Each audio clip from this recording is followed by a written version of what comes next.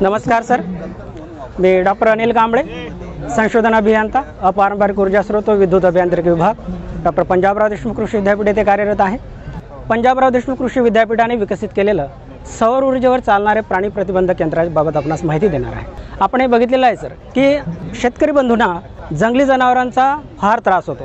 जंगली जनावरांच्या हदोसामुळे पिकांचे नुकसान खूप सारं होत असते आणि हे नुकसान टाळण्यासाठी आमच्या पंजाबराव देशमुख कृषी विद्यापीठाच्या या विभागाने हे सौर ऊर्जेवर चालणारं प्राणी प्रतिबंधक यंत्राची निर्मिती केलेली आहे। यामध्ये आपण बघितलेलं असाल की याला एक सोलर पॅनल दिलेला आहे वरच्या साईडनं, ज्यावरती सूर्याची किरणे पडतात, म्हणजे त्या फोटॉन स्वरूपात याच्यावरती किरणे पडतात। याच्यावरती सेल्स दिलेले आहेत। या सेलमध्ये इलेक्ट्रॉनच्या जम्पिंगमुळे इलेक्ट्रिसिटी तयार होतं आणि ती इलेक्ट्रिसिटी एक छोट्याशा बॅटरीमध्ये स्टोअर होतो। याच्यामध्ये आपण दिलेला आहे की एक लाईट दिसतो, या लाईट हा सतत 360 डिग्रीमध्ये रोटेट होत असतो। आता ते कधी रोटेट होईल, काय रोटेट होईल त्याबाबत सुद्धा मी आपणास माहिती देतो। सोबतच एक इथं स्पीकर दिलेला आहे। या स्पीकरमधून विविध प्रकारचे आवाज ऐकू येतात आणि या आवाजामुळे प्राणी शेतातून बाहेर पडतात।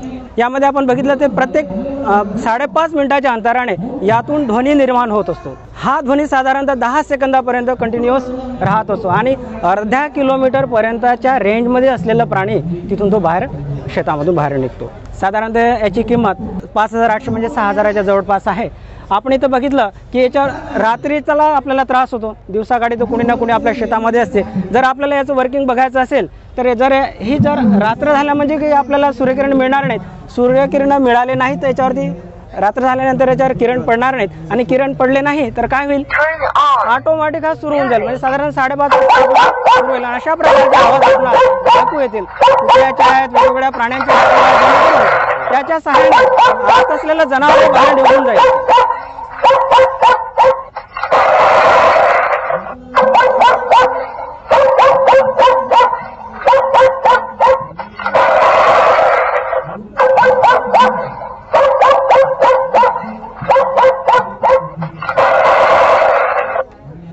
आणि दिवसा याच्यावरती काही परिणाम होणार नाही, स्टोअर होत राहील, एनर्जी बॅटरीमध्ये स्टोअर होत राहील आणि जेव्हा रात्रीच्या वेळेला सूर्यकिरण राहणार नाही तर ती बॅटरीमधून येणारी ऊर्जा ते याला फिरवण्यासाठी आणि स्पीकरमधून ध्वनी बाहेर नेण्यासाठी वापरले जाते।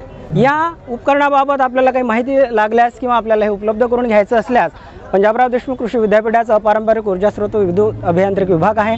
या विभागाला आपण भेट द्या आणि याबाबतची आपण माहिती जाणून घ्या। सोबतच जर उपकरण आपल्याला विक्रीस लागत असेल तर त्या पद्धतीचं तुम्हाला आपण मदत करण्यास तयार आहोत। धन्यवाद सर।